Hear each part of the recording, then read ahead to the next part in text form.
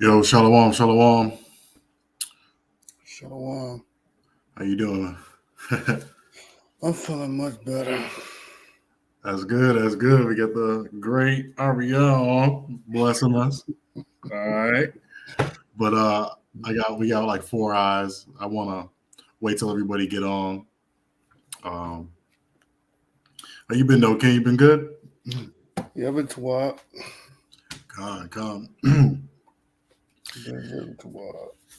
Con. Yeah, we're just gonna wait for a little bit more people. I got a video that I want to share. I know I was talking to you about it, but you know, still, the cycle is still about, the Kanye Kyrie thing. And now the focus has been on actually Bishop Nathaniel from IUIC. So he's been out there, just going through the milk and everything, going on a lot of platforms. He's been doing like a little tour. So he was on this one dude show, Jason Whitlock. He was an ESPN reporter, and I actually took a liking to his takes. I knew he was more of a conservative brother, um, so he had him on actually, and he had talked about you know the doctrine and everything like that. But he had said a couple of things about race and why we're so obsessed with race. So I was just like, "What's wrong with first place? What's wrong with first place? What's wrong with the Most High, choosing us to be His people?" Because honestly, listen, when it comes, shalom, everybody, shalom, Shabbat shalom, family. Thorariah, all right, shalom, Mark, blessed to see you, Wanawana, is correct. Let's get it. Yeah, so like I was saying, Bishop Nathaniel from one of the other congregations, he's been doing a little tour around the web, on these digital highways and byways. And he was on this one brother show. And I don't know, I think the brother was capping a little bit, but because you gotta, because that's his job. So you gotta, save yourself. You can't really go full Hebrew. You can't go full. You can kind of agree, but then he kind of was just like, well, why is it all about race and everything? And this is the same place. But the one thing that I didn't like was that he brought on another brother that you're going to see. And he had brought out, just like what I said, he brought out Paul, he brought out Ephesians, and he talked about Jews and Gentiles and everybody can be saved. And when you lead with that and you just bring that one out, man, you got to, I'm telling you, y'all, if y'all new to this thing and a brother brings out Paul, you better run the other direction, because Paul is like the final boss, if you will. I know that you got Peter and everybody, Revelation, John the Revelator after him, but Paul, if you can understand it, it puts together everything in the scriptures. Like when you really break down Paul, you have to go to the Old Testament and the New Testament and put it all together, because Paul was a Pharisee, so he knew the law. And there's been many occasions where in Romans 9, where he's talking about Israel being saved, but then in another, a couple scriptures down, he's talking about Gentiles, right? But that's for another discussion. That's for another discussion. But I will break down John 3:16, though, to kind of combat that, try to bring some light into that. I don't think I've done it before. Even in the streets, I don't think I broke it down. So I'll break it down here. But I'll hopefully, if the video, like if the volume's messed up, I'll replay it. But I'll go ahead and do that right now, since I'm six eyes. So hopefully people tune in. Shalom, everybody. The water for joining us on this Friday Shabbat, supporting to help us bring this thing in. Y'all could be a lot of places, but you chose to be here with us, and we definitely appreciate that. But anyway, I'll say what I got after this little video. So I'm gonna go and present it. And Pitch tab.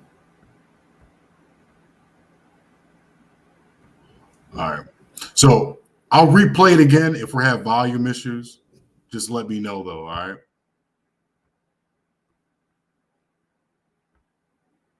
The blacks and the whites, or any other two groups that you find in this world?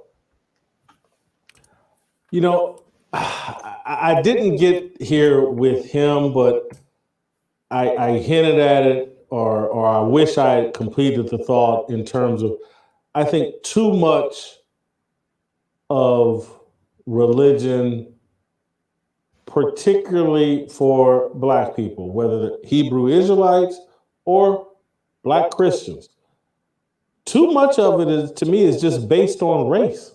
It's based on, you know, he has a more overt, hostile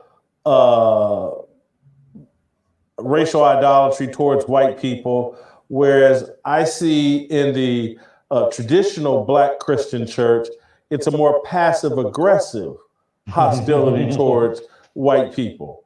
And you know, and I see the passive aggressive Christian church wagging their fingers at the Black Hebrew Israelites for forcefully saying what we whisper about and what we, you know, because again, his racial idolatry is no different than Black Lives Matter. I'm the chosen one. I'm the real Jew. With Black Lives Matter, I'm the chosen one. I'm the most crucified and persecuted person on the planet, and you must affirm your love for me. Black Lives Matter. And that's, he thinks, and I didn't even ask him about it. I watched some sermon he gave where he picked apart a T.D. Jakes sermon. And he it was almost like he was hosting Fearless, and he's picking apart a video clip of T.D. Jakes and blah, blah, blah. And the whole time I was watching it, I was just like, hey, man, you're doing the same thing you're accusing these guys of doing. And y'all really cut from the same cloth. You're just a little bit more bold and out of the closet with it.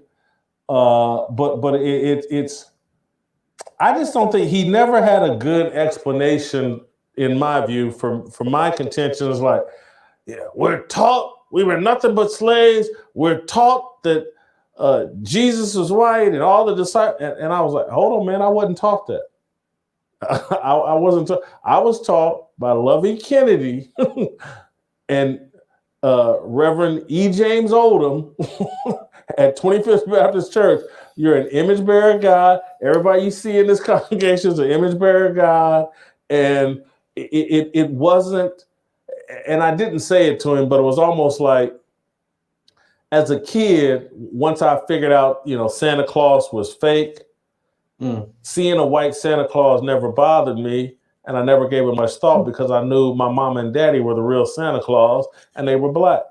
And I just haven't spent a lot of time wondering what color Jesus was, because I just kind of assumed, like, if I'm an image bearer of God, he must look something like me, probably not as fat as me.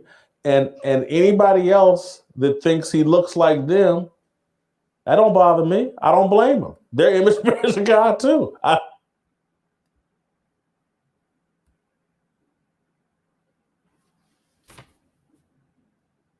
So there's a lot there that I just wanted to. They did this after he left.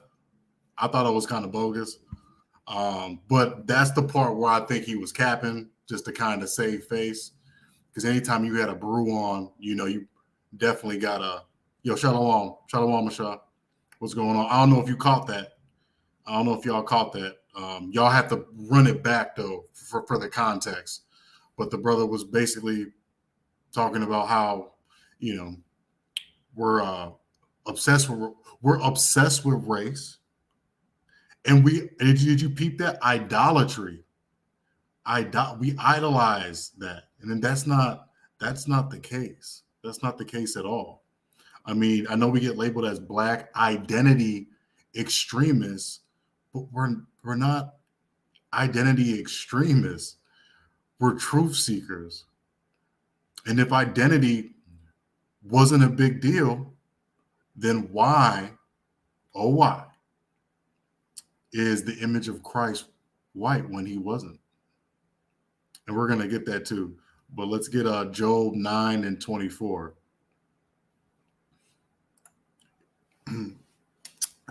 And, you know, it's like in the course of my life, you got to make everybody feel good in the end. That's what I'm saying. You got to make everybody feel good in the end. That's why I'm not going to get at the brother as just, but that is an issue though. The whole, why are you so obsessed with being black in the Bible? And, you know, honestly, what he doesn't know is that when we're in the streets, that doesn't really move people a lot. We're going to go through some of the scriptures that we go through when we talk about race and color in the Bible, but that doesn't really move people a lot.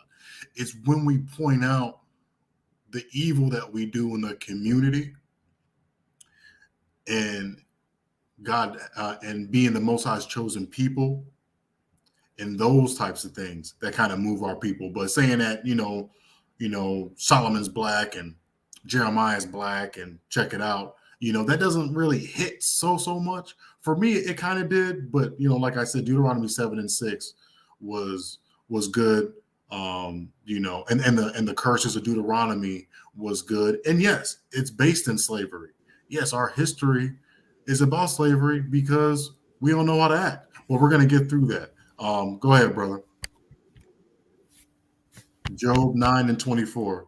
I'll try to scribe the best I can and put the precepts in while the brother gets it. You're on mute too.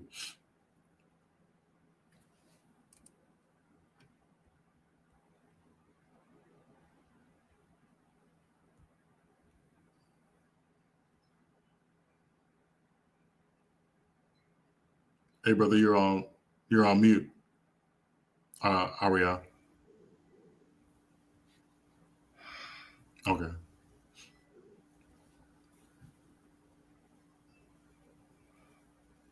Yeah, Job 9 and 24. What's going on? Oh, he said his phone is glitching, having a little bit of technical difficulties. While he gets that together, yo, what's going on, Alberto? What's going on? So while he gets that together, I'll just take over. So Job 9 and 24 says, the earth is given into the hand of the wicked. Right? The earth is given into the hand of the wicked, but everybody can be saved, though, right? So the earth is given into the hand of the wicked. He covereth the faces of the judges thereof. If not, where and who is he? So, you know, there's books out there like the Iconoclasts of Russia where they have people painting over so-called black images of people that were in Russia and Germany and everything like that. So, you know, it is what it is. But at the same time, when you paint yourself as a false image of Christ, which is really Caesar Borgia, you know, we have a problem with that because the Most High is about truth, and that's not true. And I think the reason why they do that, and the obvious reason is they're oppressing our people, right? And if you have that same image of Christ, if you had a black image of Christ or a brown image of Christ, and you're oppressing brown people, that's going to be a problem. So of course you're going to have to change his image to look like you, you know, which is the oppressor. You're going to have to change that image up a little bit so you can fit the narrative, you know. And honestly,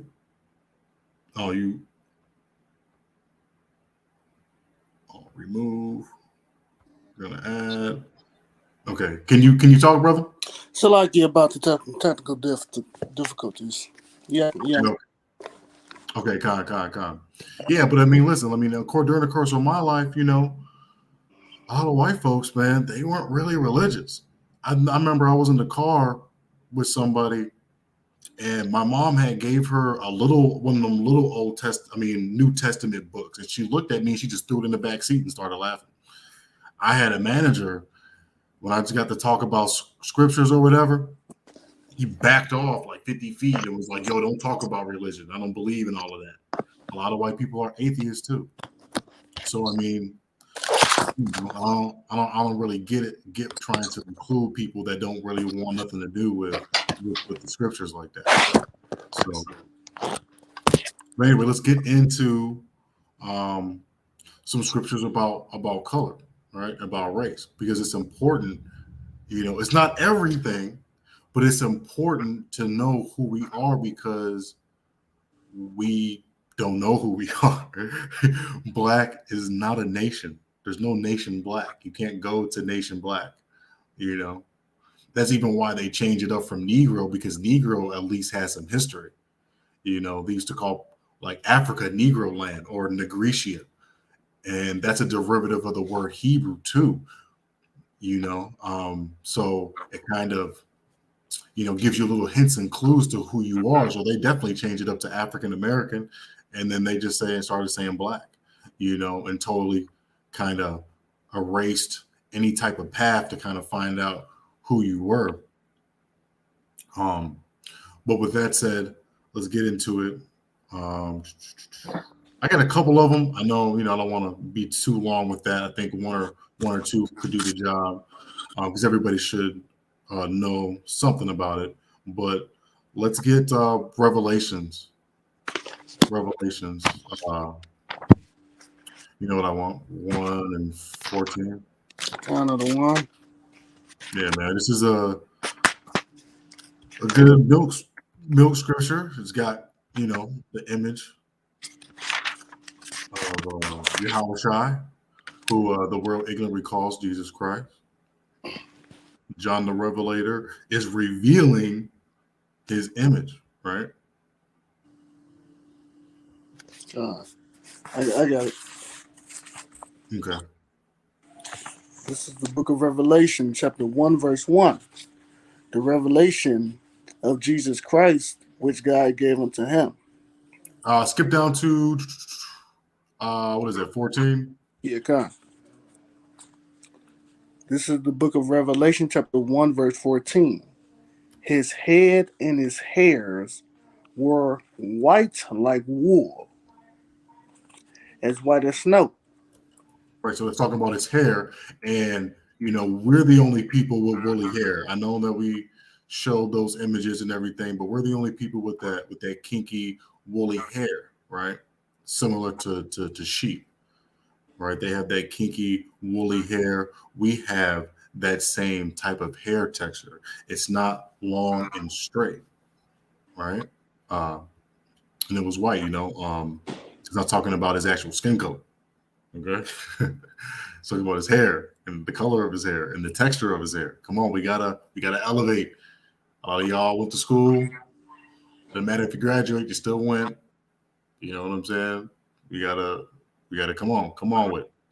Stop being simple. But I read. And his eyes were as a flame of fire. Right, because he used to drink wine. Verse 15. And his feet unto fine brass, as if they burn in a furnace. And his voice as the sound of many waters. Now, obviously, brass is what color? It's brown. It's like brownish, goldish brown, right?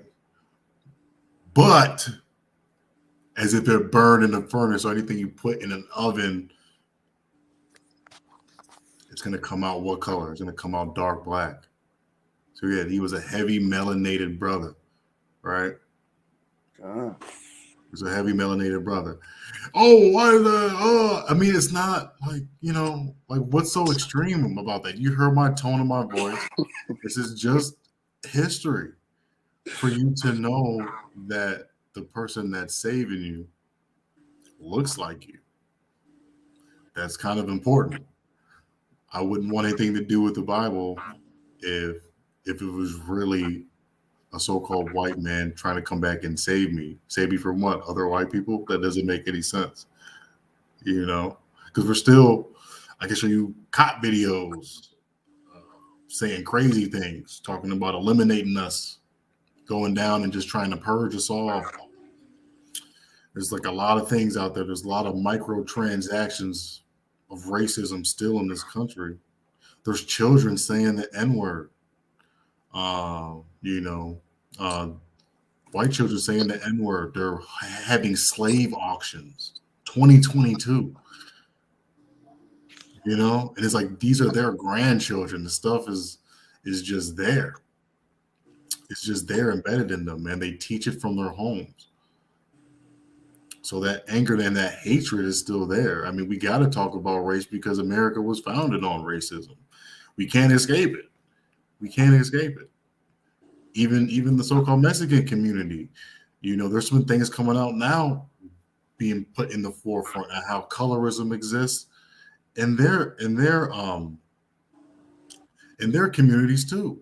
If you're lighter, you're better. Marry a white man, marry a white girl, lighten up the race, and progress. You know, forward mobility. You know, that's a thing, right? They don't want us mixing together. They don't want, you know, their women mixing with black men. Some of them, not all of them. You know, if they're Oaxacan, well, some of those Oaxacan Mexicans now, they look a little bit more like us as far as skin complexion. And I haven't had, you know, any issues with them personally. And I think some people in Guadalajara, they got our people all over the East Coast on the beaches in Mexico too that are our people too as well, right? There's a lot of brothers that travel that do great work that have documentaries on that type of thing. So if you're curious, you can find that out. And they're marginalized. I think they didn't recognize them as citizens too as well for a long time until just recently. Yeah. See, it's great. Yeah, it's great, Princess. Yeah. So I mean, you know, all of our people have issues with this thing, with this color thing. You know, and it's not going to go away just because one man says, well, I don't see the problem. Well, guess what? Someone's going to have a problem with you. I see a problem with it. And guess what? It's not going to stop a cop, you know, from pulling you over and being that one that don't like you, that got hatred for you. And he's going to show you, he's going to give you your wake-up call. You know, just like so many famous people get pulled over, get molested by police officers, and then they find out they're famous and they let them go. Like it happened to a black soccer player in Italy. Once he found out he played soccer, he let him go, right? But that's what they do. You know, they hunt us down. Let's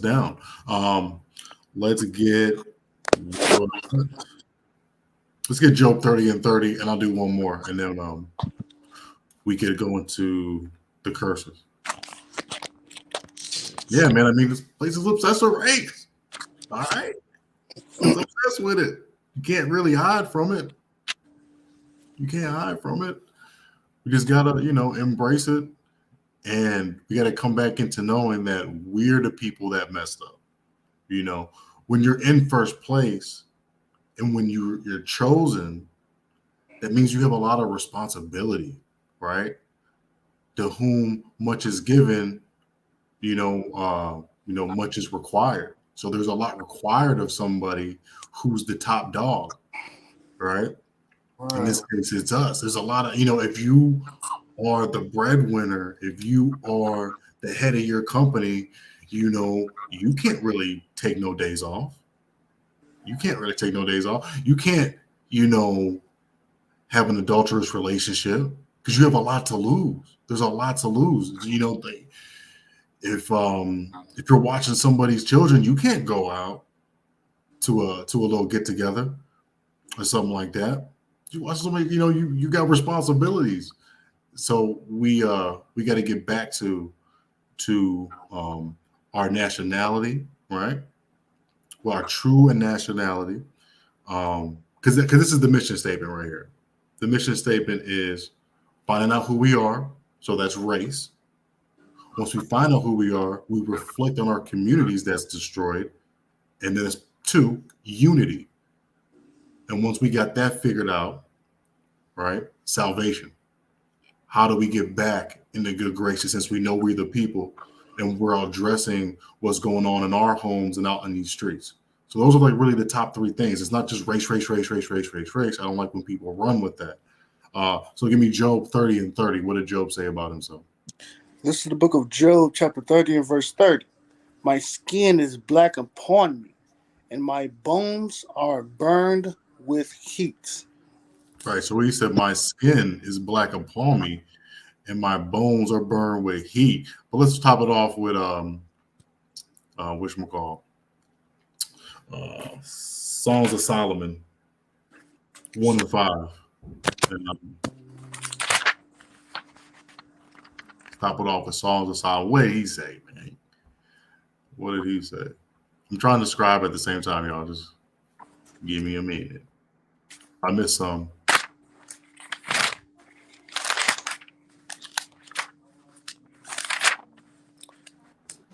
Can you repeat the scripture for me, if you don't mind? Yeah, Songs of Solomon 1 and 5.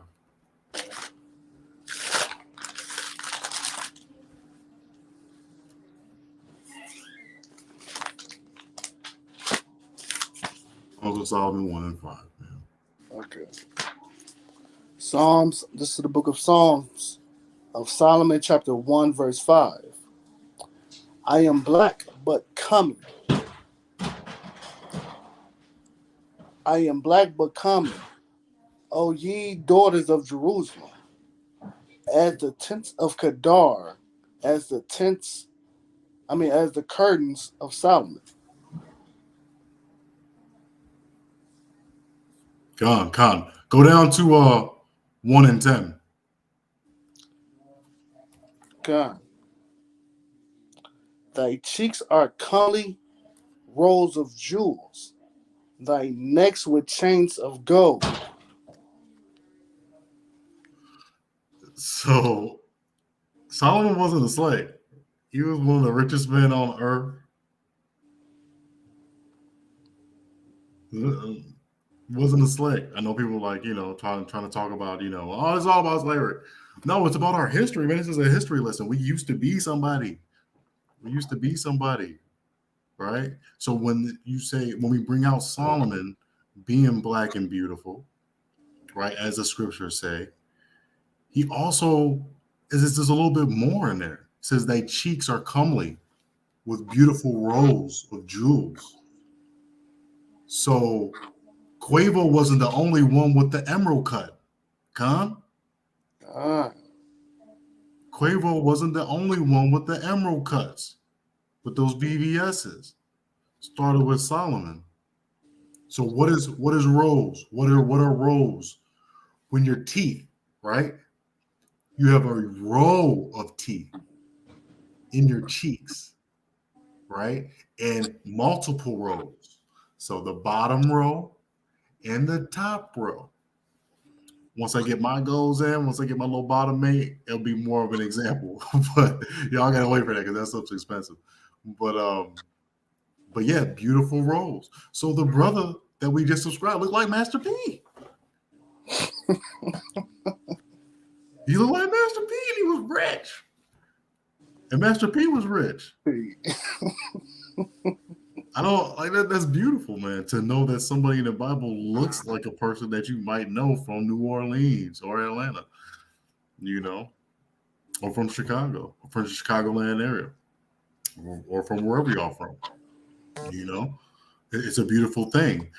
And these are the things that people don't know and they can grasp on and be like, wow, okay, I can see myself now in the scriptures. I can see myself now in the scriptures. I can see myself in these scriptures, but not only with color. And we got to get into the curses like we've done 777 some odd times. But we got to keep doing it because people don't know. Let's check the chat really quick. I know I'm blowing it up with scriptures. I saw that. Darren, what's going on? Shalom, brother. I think he said, what is this? even Buddha was black. Can you tell me about Buddhists? Does that KJB mention? Doesn't the KJB mention the word drogi? That we're not gonna really get into that. I don't know so much about Buddha, but I know a lot about Judah. All right, but that's a good question though. I'll probably Let's get that. Let's get that scripture on that's talking about the tribe of Judah, the Jews, right quick. go ahead. About the Jews. Let's go over Jeremiah 14 and 2. Yeah. Oh, Khan, get that.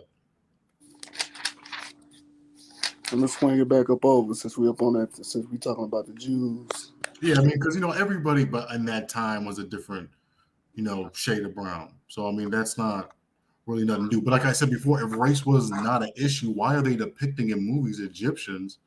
I think they had a movie called the Ten Commandments that came out before I was even born. Everybody in there was white. So they do a disservice, and people do a disservice to themselves when they say it's not all about race, when apparently it is. Because if it's not all about race, then why forsake accuracy and truth? Why do that? I mean, it's like having a Malcolm X movie and then he's white. Oh no, race doesn't matter.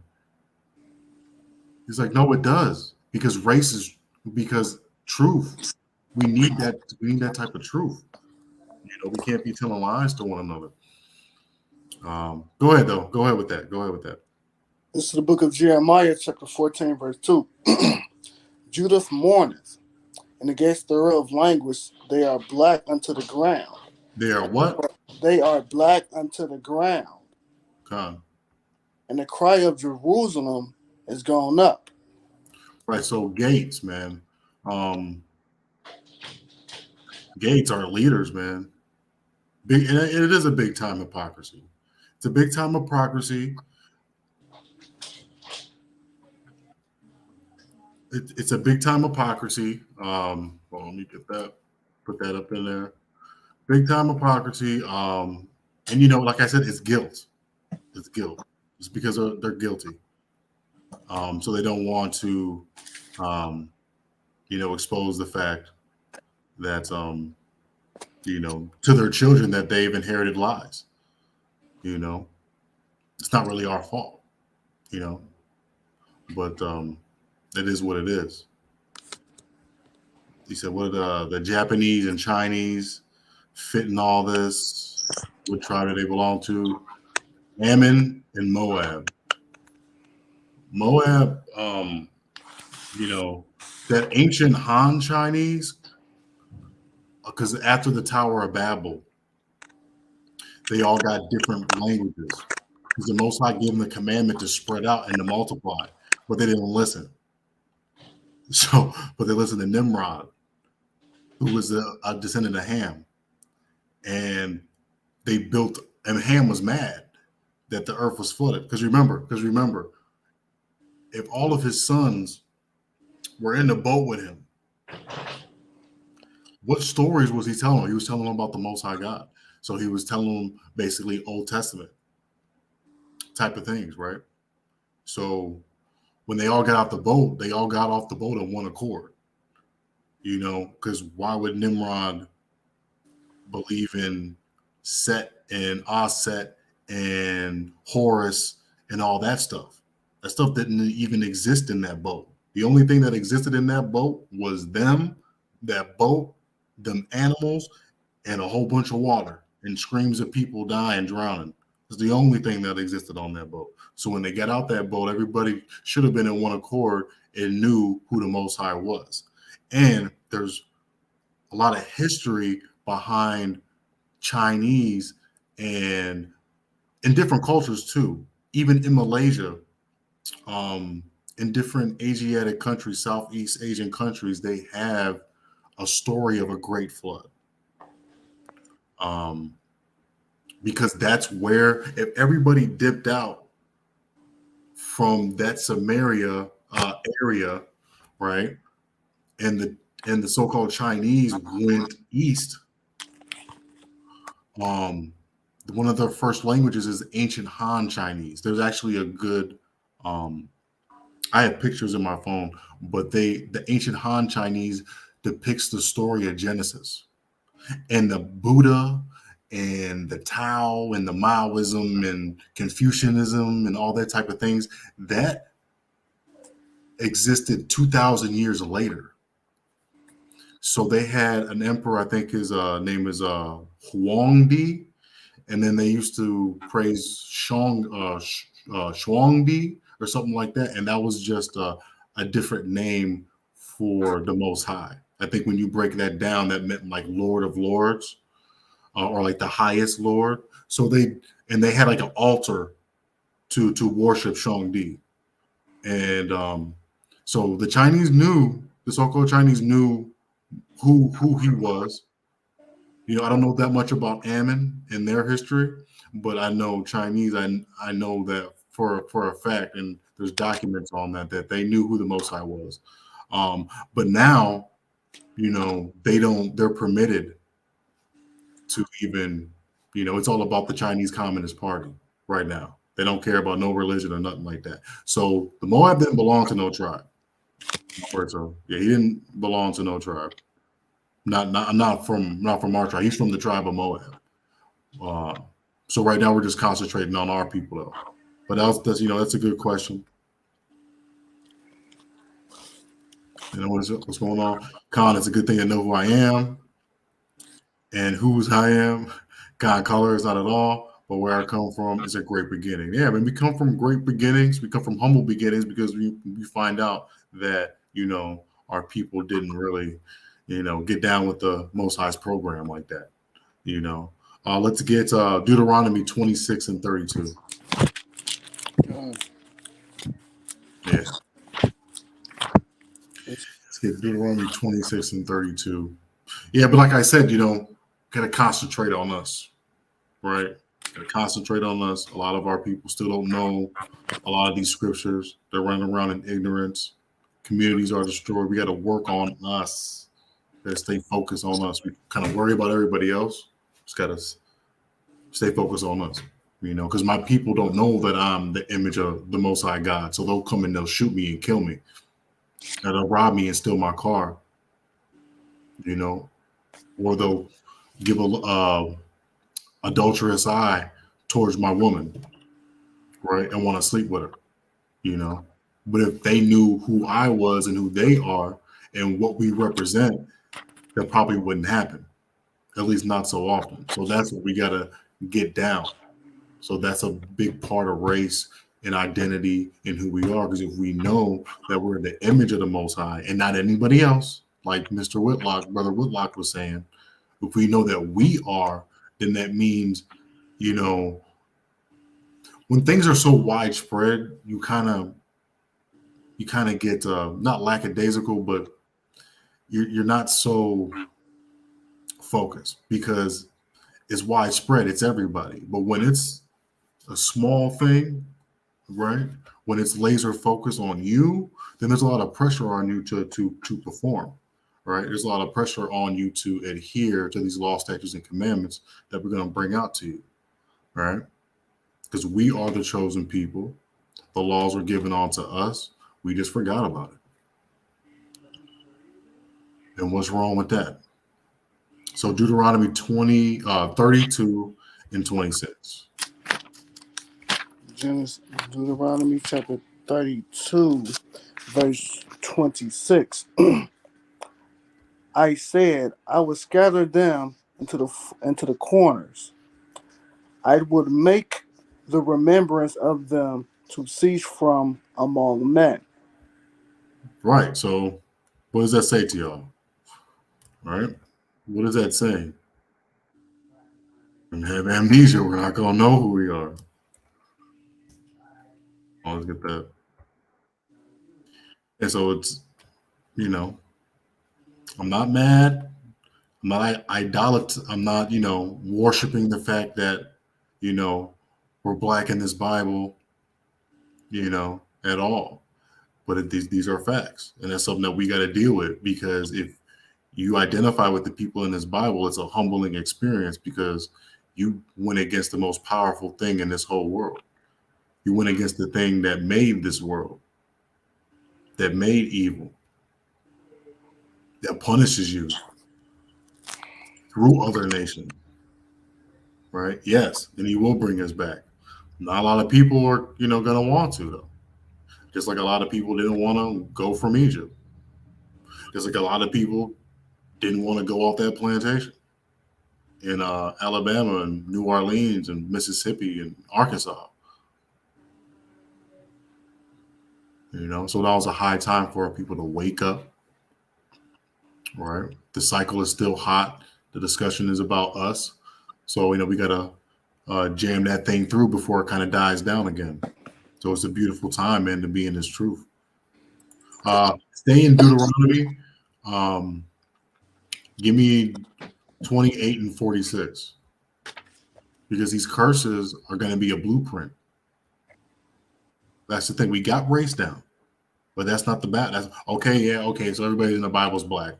I'm going to continue to go on in my own way and be the same person that I am. And that's not good enough. That's not good enough to just know that you're black and that Moses was black and he got mistaken for an Egyptian and that Joseph got mistaken for an Egyptian and that Paul, when he was in Rome, got mistaken as well. It's not good enough for our people. If that was the point, if that was the case, we would probably have a lot more people in the truth. But it's not hidden. It's not hidden like that. So we got to add more to it. And when people just leave with that, it's almost like, calling somebody crazy, identity extreme. No, we are identity seekers because we don't know who we are. And black is not a nation of people, man. It's not. It's a legal term for being a second, third class, bottom of the barrel citizen in America. That's what black means.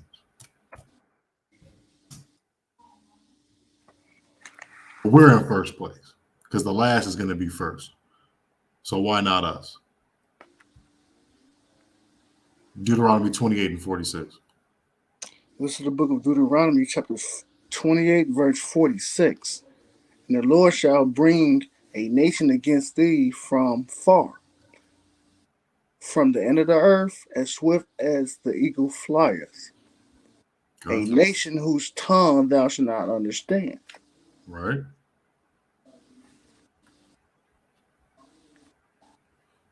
Can I get a verse? 68. But you could but that's talking about being in America. What? The American eagle? English? We didn't know English. They beat that out of us. They beat out all of that. Even in Jamaica. What were they doing in Jamaica? What were the British doing to them in Jamaica? What were the so-called small hats doing, owning slaves pre-Hitler? Because they had many. Some treated them harshly, just as the white Americans did, even in Brazil. Yeah, that's what we're lacking. And that's a part of this thing. The unity, the race part, and then the unity part. That's going to be hard. That's the hard part. Because the application of knowledge is wisdom. So, but go ahead, Doc. Read what you got. This is Deuteronomy chapter 28, verse 68. And the Lord shall bring thee into Egypt again with ships, by the way whereof I spake unto thee. Thou shalt see it no more again. And there ye shall be sold unto your enemies for bondmen and bondwomen, and no man shall buy you.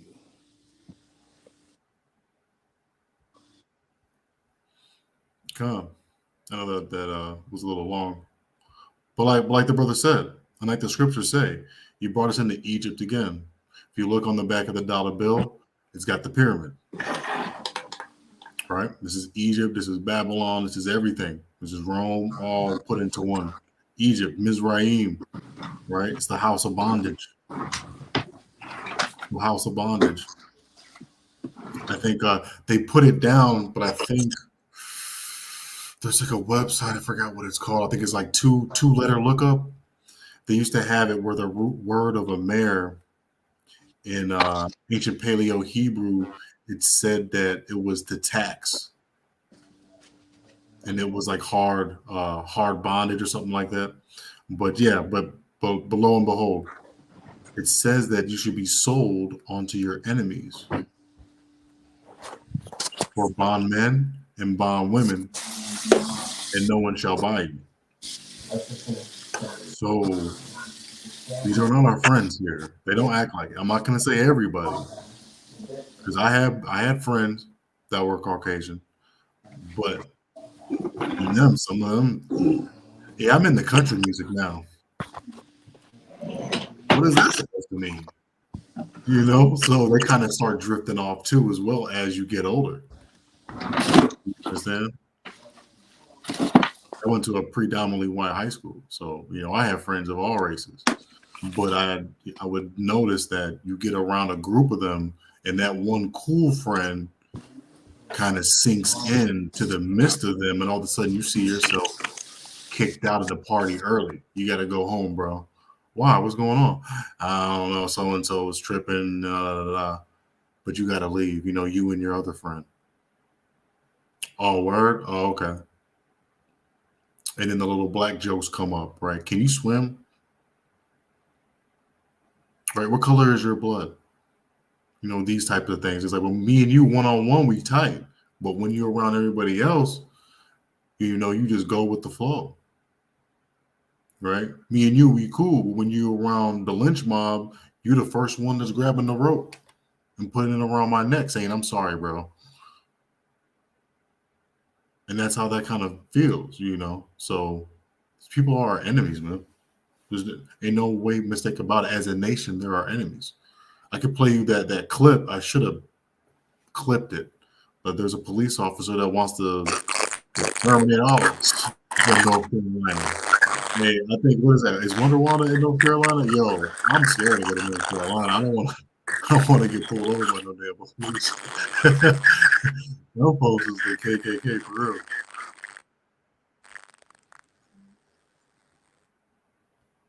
Yeah, them folks is the KKK for real, bro. I don't know about all that. But hold on, let's go back to the chat. Yo, Shalom, Shaka. The Shaka.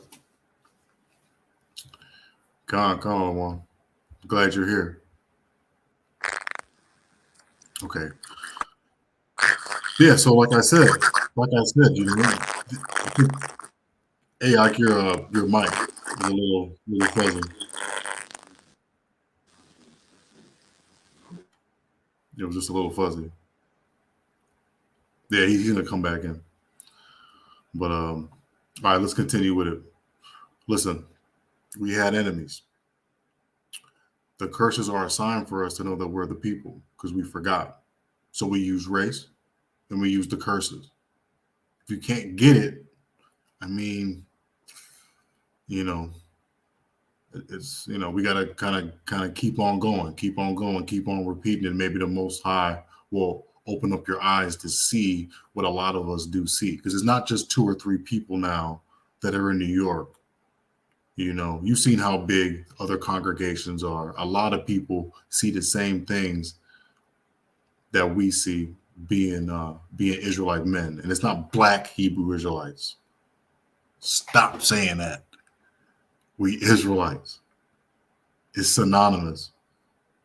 Being a Jew, being Israel, can only be one thing: a different shade of brown. Black is just a color. We are not this color. What does the scripture say? Genesis 2:7, right? Let's get that.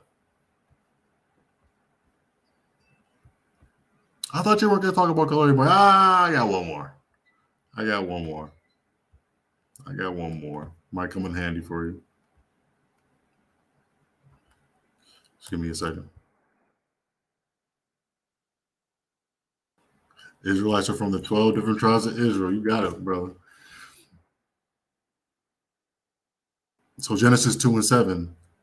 And the Most High, Yahweh, our power, formed man from the dust of the ground and breathed into his nostrils breath of life, and man became a living soul. So once again, different shades of brown.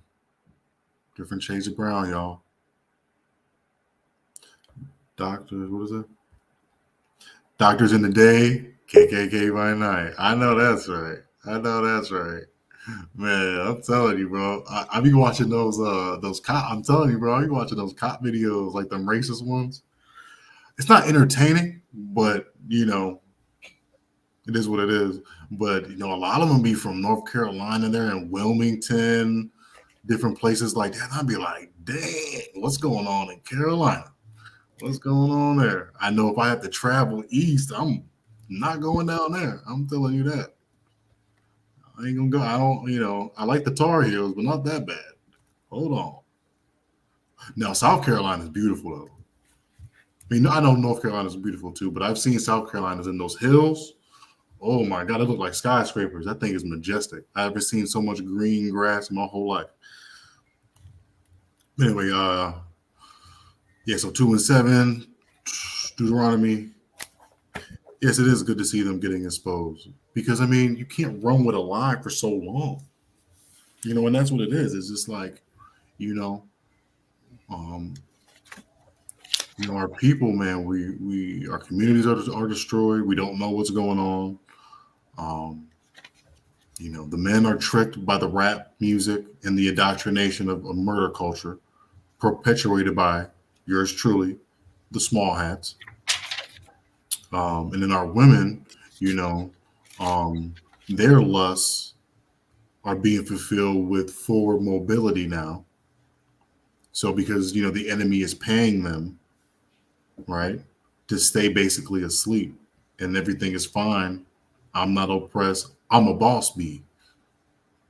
So if you want to get with me, level up, type of thing. And that's, and they're flooding her with diamonds and spoiling her, so now she's distracted.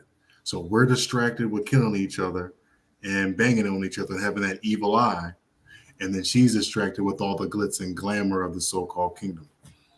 So we can't get along because the men ain't stuff crap is rampant and everybody wants to complain on the TikToks and the social media, and it's very much a toxic environment. Console Deuteronomy, let's get that. Give me Deuteronomy 28 and 37. Let's see what this is. This is the book of Deuteronomy, chapter 28, verse 37. And thou shalt become an astonishment, a proverb, and a byword among all the nations, whither the Lord shall lead thee. Come, and then while you're at it, get Deuteronomy 9 and 13. Yeah, so kind of like we were going to be a proverb, a byword, an astonishment. People don't know what's going on with us. Why can't you lift yourself up from the bootstrap? Why y'all killing each other? Things like that. Why are y'all, what's going on with y'all? What's all this baby mama drama type of stuff? We were Negroes, right? Then we were colored, Afro-American, African-American, right? Now we're black. Now some are saying that we're just, a part of the African diaspora, which is partially true in a sense. But, we're all these different things. It just keeps on switching. So, we got to kind of find something that fits us. And, the only thing that fits is us being Israelites in the Bible because of the curses. 9 and 13. This is Deuteronomy chapter 9, verse 13. Furthermore, the Lord spake unto me, saying, I have seen this people, and behold, it is a stiff-necked people. What does stiff neck mean? It means stubborn. It means stubborn. Oh, let me get that. I don't know what's going on with my oh, dude, I'm still in Deuteronomy. Sorry. Hold on one second. Yeah, so we are stiff-necked people. We don't listen. You know, how many of you heard in your household, if your father left like mine, like, you know, you're stubborn, just like your daddy. Y'all ever heard that? Y'all ever heard that before? You stubborn, just like your father. You know, how many of us, you know, as far as like in dating and relationships, men and women alike, you know, we don't want to do what the other person, or we don't, you know, we don't want to conform. We don't want to compromise. It's my way or the highway. We're stubborn in our own ways. You know, we're hard headed. You know, and that's what we are. That's another thing. Ain't nobody as hard headed as a black man and a black woman in America. It's easy. It's really easy when you really think about it. I think it says it 9 times. And the Most High repeats himself all the time. because you know how we are, man. You know how we are. How many times brothers get let out of jail and come right back in? And get let out of jail and come right back in. And get let out of jail one last time. Is it the one last time now? And they get right back in.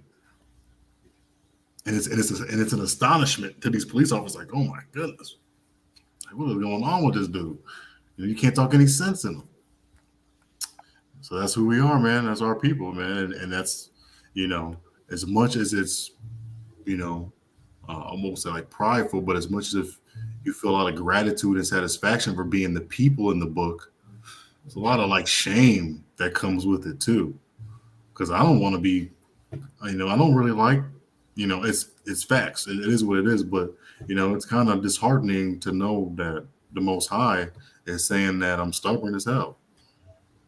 You know, so that's kind of humbling in a sense too as well. So, you know, yeah, we claim that we're the people of the book, but there's a lot of guilt, a lot of shame, a lot of things that are going on with us in our history that we got to make up for, because we're paying for what our forefathers did. You know, let's get Isaiah 30:9. Let's get Isaiah, because Isaiah says the same thing. You know, this Bible is very repetitive. It's a very repetitive book. Very, very much so. The more you read it, and you're like, oh, okay, that's was like it was like that in the previous chapter. Oh, and that's like that from the chapter I just read.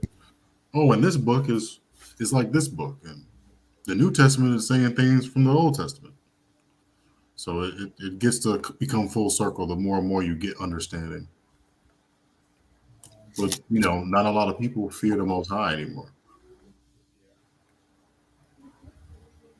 What's going on? How could we have not known this when we were in the Christian world? It seems like common sense. Yeah, you know, and that's what, you know, and the brother Whitlock, you know, I know that he said that he was taught that he was the image of God, but that's not good enough. You're beating around the bush even with that. You know, you need to show the actual verses. You need to show that Solomon verse. You need to say that you look like Master P. He needed to say something like that because he had gold teeth. And they said jewels, rows of jewels. So, like I said, Quavo wasn't the only one with that emerald cut, you know, because brothers be putting diamonds in their teeth and jade and all that now. So we needed to know that when we was in the Christian church, not this love everybody. Hey, if you give me $5, the Most High is going to give you 50 one day. In this prosperity doctrine, you know. So that's what it is. Yeah, 30:9, brother.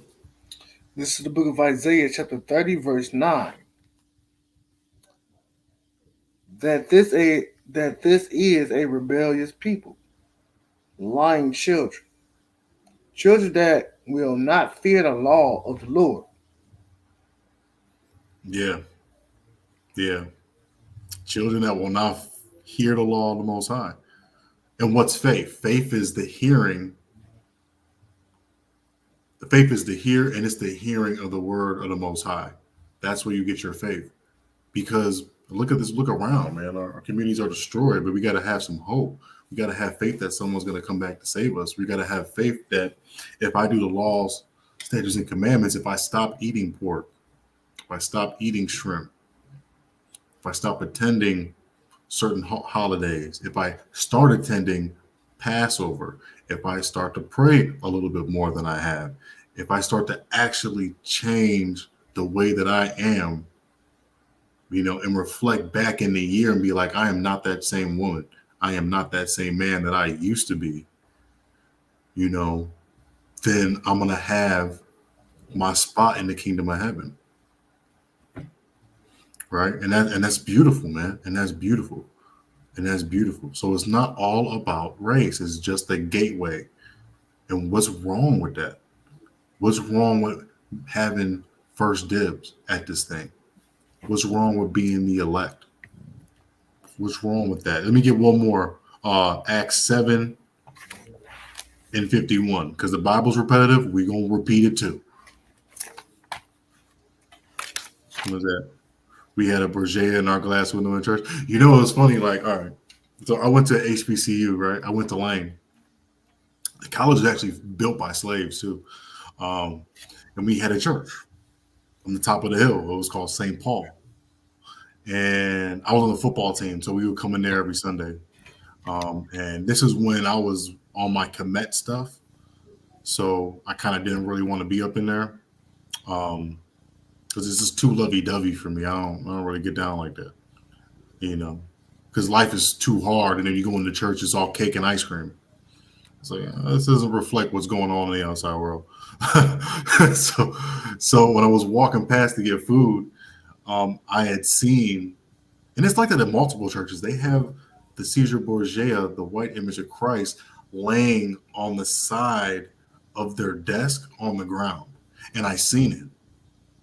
And it was facing the hallway so you could see it too.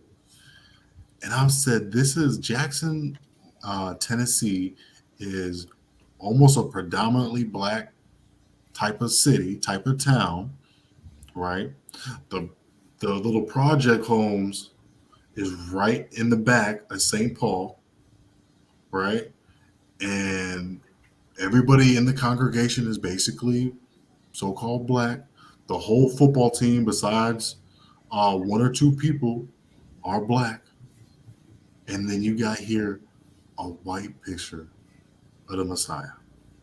And I was like, yeah, I'm definitely going to read more about Egypt. This ain't it.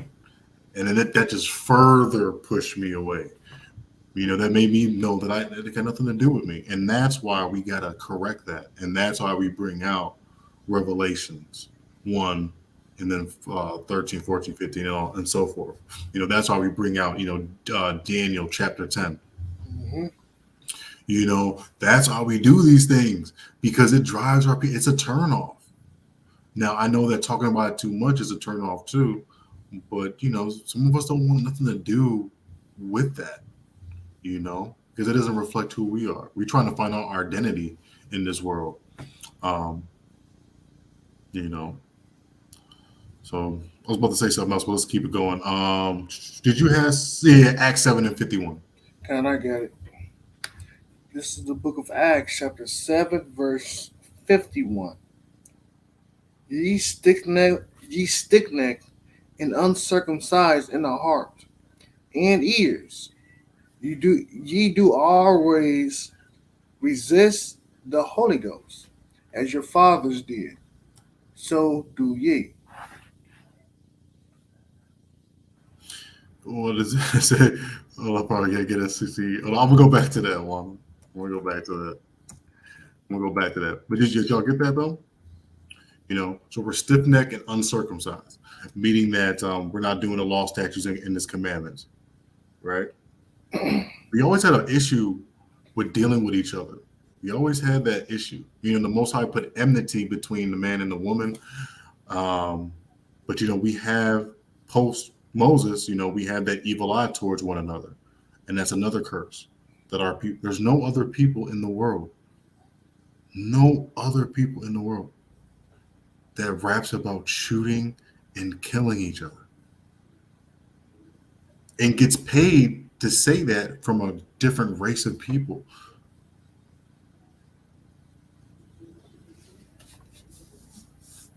You know, I just, you know, I'm trying to say this softly, you know, but it's like, it does infuriate me, you know, and wisdom makes a wise man mad too, as well. So, you know, but just to show, like, if the brother ever watches or come across this, I should have hashtagged it, but it's all right. But anyway, stiff-necked and uncircumcised in the heart and the ear, we always resist. We always resist the law, statutes, and commandments opposed upon us, just as our fathers did. To see if I got that. Yeah, I got that. So let us. Okay, so that's the curses. But what were we? What were we? What were we? Let's get 1 Peter 2:9. What are we going to be? What were we? We fell from grace. We understand these things, but what are we? 1 Peter chapter 2. You know, probably can't get a 501c3. Yeah, I seen that. Liar Cohen. You know, and you know what? I was on a tail with that because I had a. Now these are you got to scroll back. You just got to look at me. I'm always cheesing in the videos. You just got to look at one of the videos that we did last year around this same time in March, and I got a video on that. I think I was breaking down Jews and Gentiles, and the Liar Cohen, man, that's a son of a gun right there, bro. Like, you know, and you know he's got friends that got shares in private prisons, and you know that Crazy Bone or Lazy Bone? I think it's Lazy Bone. I don't know. One of the Bone Thugs and Harmony brothers, he had said that they had that meeting and they planned to put us in prison and imprison us. So, you know, it's working too as well. So can you tell me how to handle anger based on the scriptures? Yeah, I mean, in the scriptures, it says, you know, we're supposed to be slow to anger, right? We're supposed to be slow to anger. That's what the scriptures say. And then it also says, you know, when we, you know, have arguments lead to violence too, as well. So, I mean, really the commandment that Yahushua said to love one another, that's a big one. Oh, just inbox me the link with the cop. Oh, snap. Okay, I'll play that. Hold on. Well, hold on 1 second.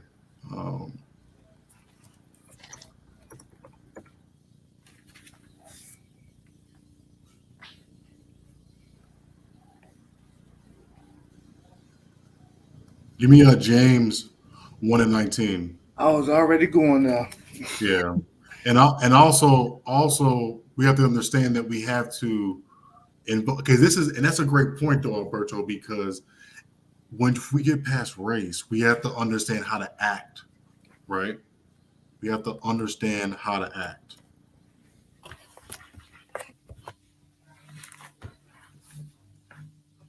We have to understand how to act and deal with each other as a people.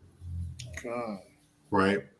And this one, just a hold that precept. I'll have you get that one too. But it says the Most High is merciful, gracious, slow to anger, and plenteous in mercy. So these are attributes that we have to have. We have to be merciful and gracious. If someone owes you a 20, you don't kill the brother over it, man. You know what I'm saying? If someone step on your shoes, man, be slow to anger, man. Don't kill the brother over that. You know, even with our women, brothers, having issues with the co-parenting and everything. Don't stick the police on the brother, man. Work that thing out, man. Hey, No, because didn't you see that video with an old girl saying he's got a gun, bro? And the house was so big. The house was so big. I'm looking at the house like, why are you doing this in this big old house? Like, can't y'all work something out? Like, but we gotta be more merciful and gracious. Oh, let's go. I'm gonna get one more. I should bring that one out. Bring that one out. The James 1:19 or the Psalms 103:8? I got the Psalms 103 and 8. James, bring out James 1:19. Okay. This is the book of James, chapter 1, verse 19. Wherefore, my beloved brethren, let every man be swift to hear and slow to speak, slow to wrath. Right. So be slow to wrath. Be slow to speak. Now you gotta some things in the scriptures. It's not gonna tell you like step by step, but to love one another, to be merciful, to be gracious with one another. When you look up the root words of these things, and they give you different other synonyms, right? And that's how we are to deal with our people. I'll tell you this right now. I love when I talk to our men and our women in a professional business setting on the phone, and we're so nice and kind and polite to each other, but mostly because the call is recorded. But if we can apply that into the real world, we'll be in better shape too. We'll be in better shape too. And give me Matthews 18 and 22. Just 1 second for Alberto. And then I got to go back on what I was going to go on. So like you said, Matthew 18 and 22? Okay. I might have to go up a little bit, but let me see. Let me see something real quick.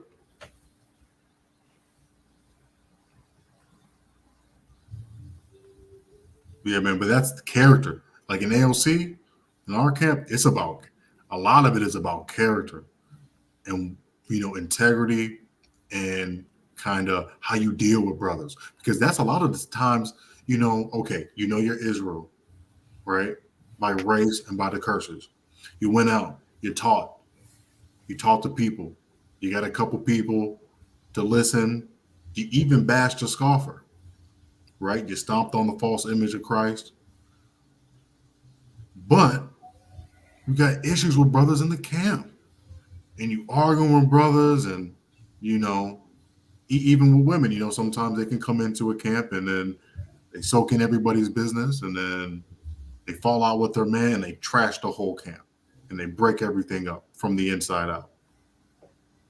So, we got to be we got to apply the characteristics of the Most High and His Son Yahushua too, as well. Because it's not just the scriptures, man.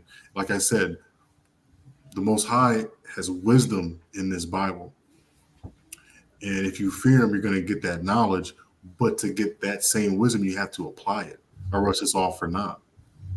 How can I say that you have to love one another, but then I'm putting hands on my woman?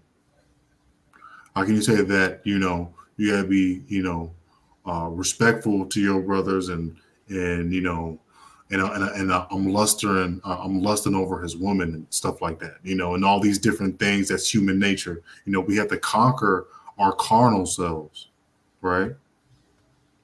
But anyway, let me see.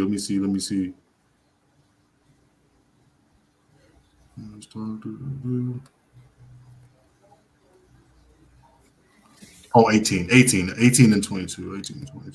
I got it. Okay. Because Peter poses the question.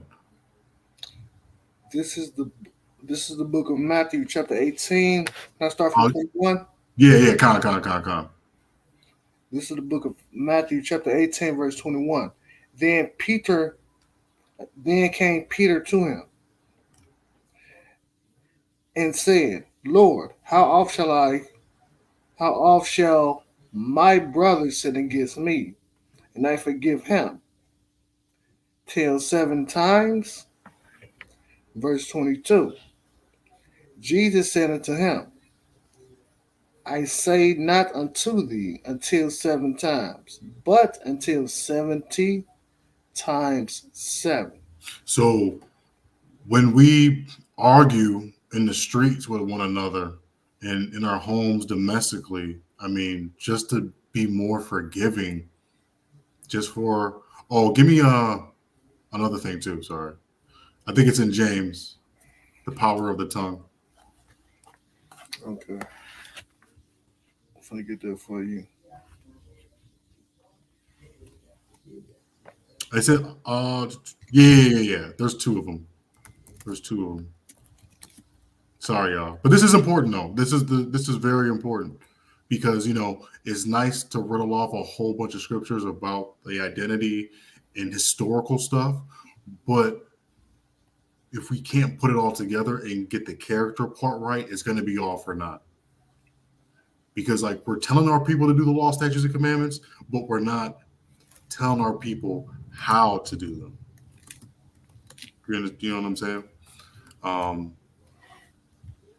But it's James 3 and 6. God. James chapter. Let me find it. Right, but did y'all see that though? You got to forgive your brothers. A lot. If brothers do you wrong, you got to forgive them, and that causes a lot of death to be spared. Hey, no problem, bro. No problem. I message you tough. I know that I'm not on Facebook like that. Like that, got a lot of things going on, but I definitely will chop it up with you when I can. Every time I see a certain beer with me, I think about my $20, but I haven't done anything, so I guess I'm doing well. Hey, with the most I gonna. Hey, but you know what? And that's a part of it is giving alms too. Giving alms to brothers. I know I give alms to brothers, and the Most High blesses me for it too, man. Sometimes it's not always in money. Sometimes it's in me not getting in trouble at work for being late or something like that. Certain different things, right?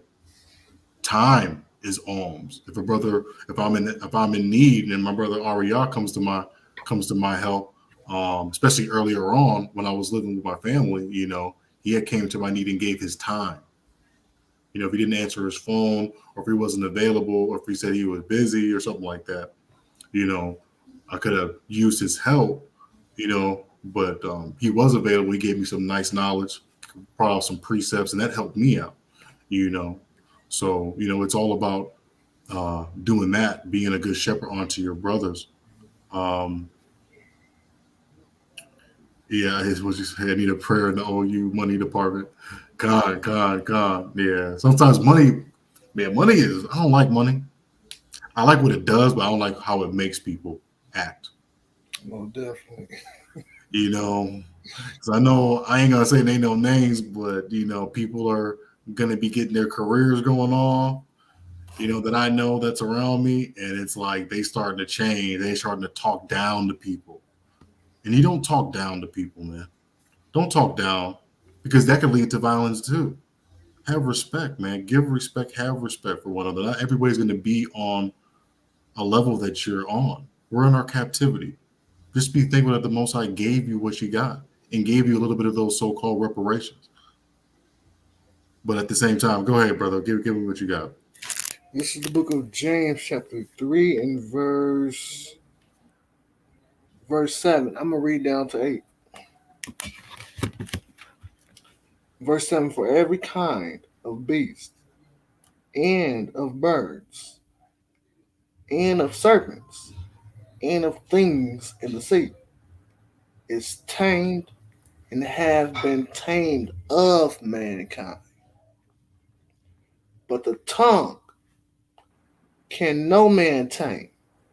It is an unruly evil, full of deadly poison. Come. Well, let me see something about that. So it's full of deadly poison, right? Give me, and then I have this too as well.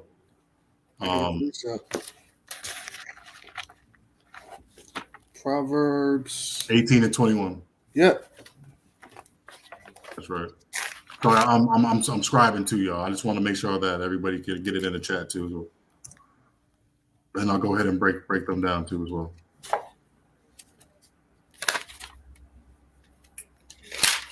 But yeah, the power of the tongue, like what you say somebody determines their actions. And a lot of us talk recklessly to one another.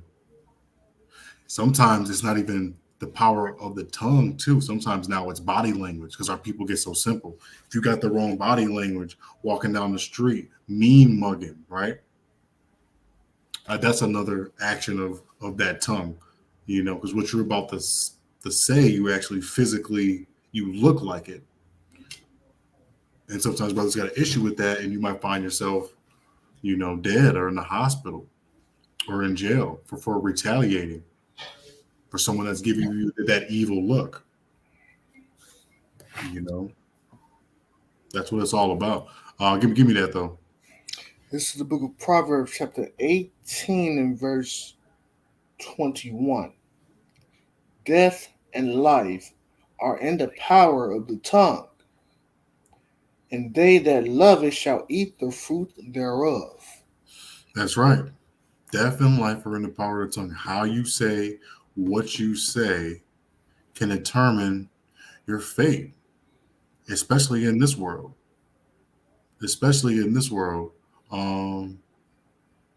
Private chat. Oh, okay. I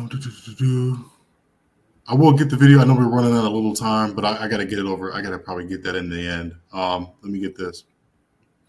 And the tongue is a fire, a world of iniquity. So the tongue has its own separate world that proves to you that there's multiple worlds. So the tongue is among our member that defileth the whole body and set at the fire of the course of nature.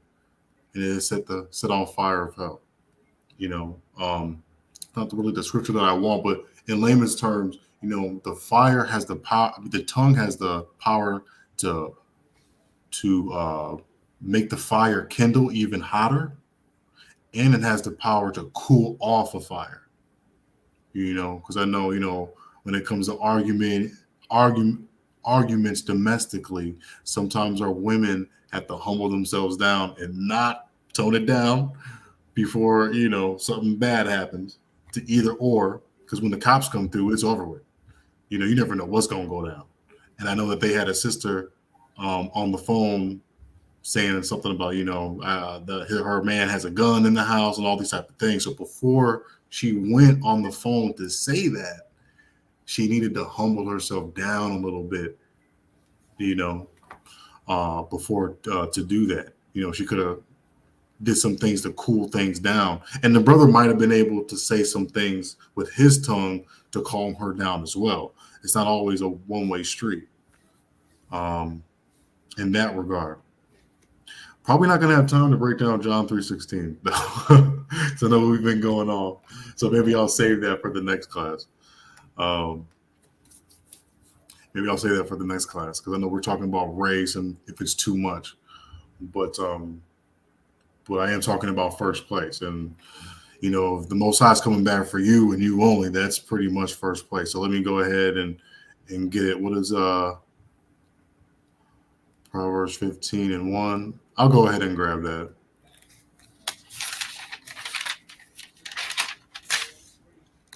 Yes. There we go. Thy Khan. That's it right there. Khan. You gotta love Proverbs. Yo. But this is how we gotta talk to each other, man. We just, you know, be tender and delicate.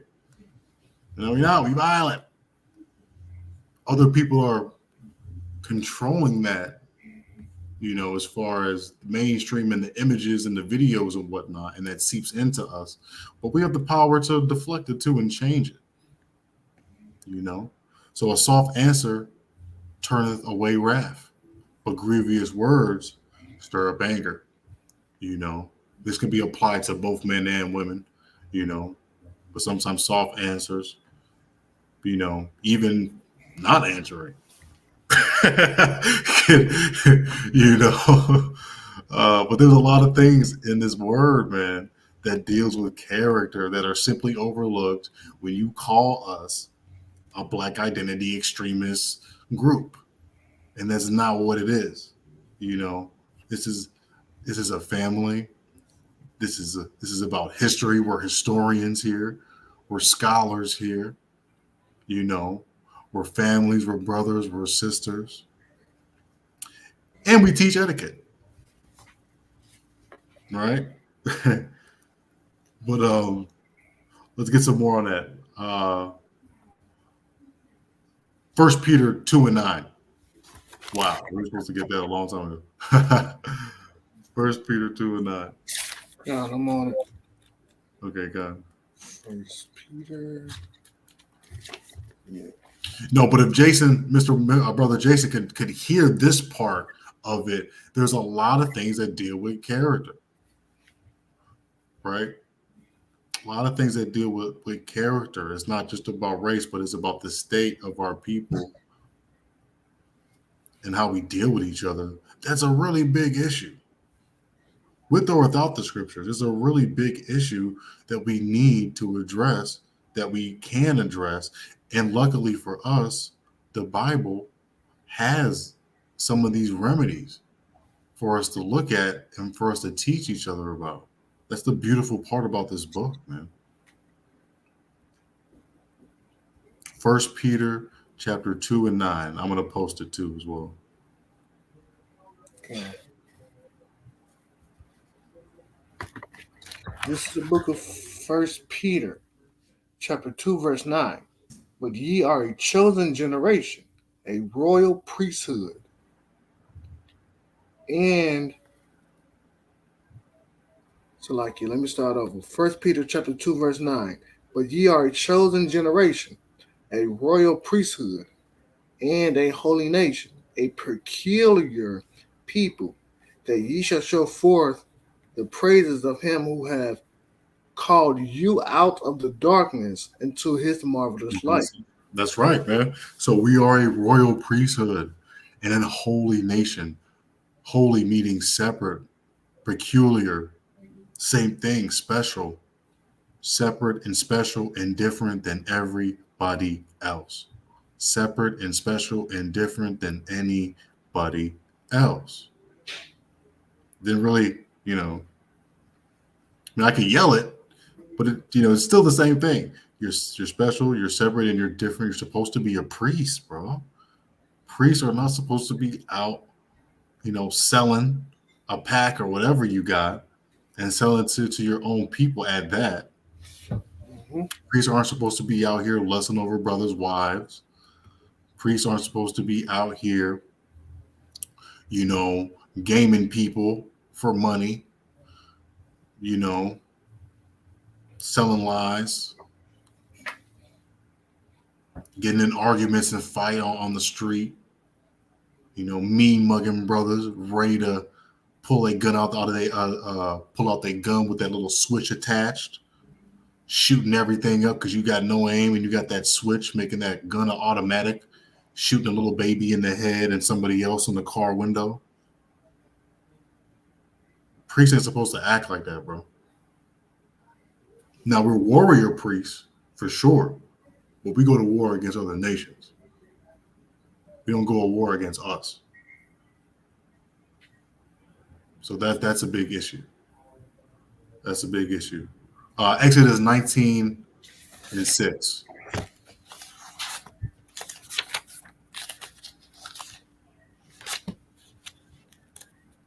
Just another one, because like I said, this Bible is very repetitive, man, because we know that we are those people that don't listen.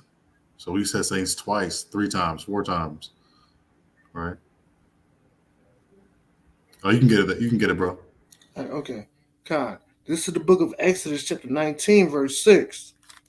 And ye shall be unto me a kingdom of priests and a holy nation. These are the words which thou shalt speak unto the children of Israel. Right. So, it's part of the mission statement. But how do we get to that? Right? We got to build ourselves up. Right? Build ourselves up with these characters. With the character. Let me get my favorite. Deuteronomy 14:2. So we're kingdom. We are a kingdom of priests, not of pimps and thoughts, not of niggas and bitches. We're a kingdom of priests. We're supposed to be holy, right? We're supposed to do things differently than everybody else. We got the whole role reversal going on. We're acting like savages. And the people that made us into savages once were civilized. We taught them how to be civilized. But now the tables have turned, right? So we have to get back to that. We have to get back to that. I got Deuteronomy 14:2. God. This is the book of Deuteronomy, chapter 14:2. Ye are the children of the Lord your God. Ye shall not cut yourselves. Oh no, 14:2. I'm sorry. Oh, sorry. Yeah, no, it's cool. Hey, we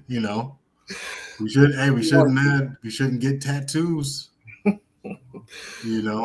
We shouldn't be doing a lot of things because priests don't have sleeves. Now, if you had it before you got into the truth, please don't get any more. But now that you are a priest now and you are a servant of the Most High, it's good not to add anything. You got brothers tatting their face up, putting crosses and stuff on their face, put the number of people they killed on their face. And we're not supposed to make any marks or make any cuts of that. I know that that's a part of our culture now. It's funny how our culture goes against the law, statutes, and commandments. So we have to address our people about these things. This Bible is supposed to be our culture. Now it's like it's counterculture because it goes against everything that America has us doing. And someone's going to pay for that. People are going to have to pay the price for that. Our people are going to have to pay the price. Every race of people are going to have to pay the price. Let's get it. This is the book of Deuteronomy, chapter 14, verse 2. For thou art an holy people unto the Lord thy God, and the Lord hath chosen thee to be a peculiar people unto himself, above all nations that are upon the earth. Above all nations. That's what I'll be saying. But it's above all the nations, yo. All the nations, family. Why not first place? I mean, we weren't going to have a class called Why Not First Place, and I wasn't going to bring out Deuteronomy 14:2. Are you mad? So, we're special people. We're a kingdom, or we're kings and queens. Solomon, black man with emerald cuts in his mouth, with chains around his neck. Smart as you know what. Queen Sheba almost dropped dead. I should get that precept, but I'll wait. Maybe I'll bring that one next time. Queen Sheba wasn't all the things that was going on, right?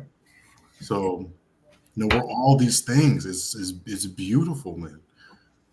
And we need to show that and then show our current state and how we're acting towards one another. And then we got to try to figure out how we can get back to the top. Give me Amos 3:2. Give me Amos 3:2.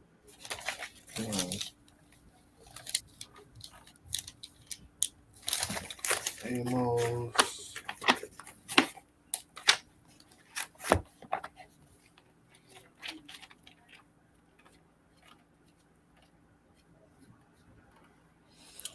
Amos 3:2. Kind of the one. Yeah, man, because he's only dealing with us. He's got to face it. You got to face those facts. He's only dealing with us, and there's nothing wrong with that because a lot of nations, they're not dealing with him. Just like the brother said, they're dealing with Buddha. They're dealing with, Islam, right? Atheism, Satanism, the Talmud, which is not, absolutely not. That thing is perverse, man. Shame on y'all small hats for that. That thing is no, absolutely not. Absolutely not.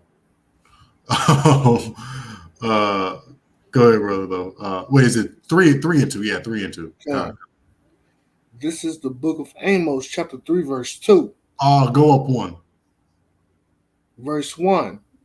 Hear his word that the Lord has spoken against you, O children of Israel. O children of what? O children of Israel. God.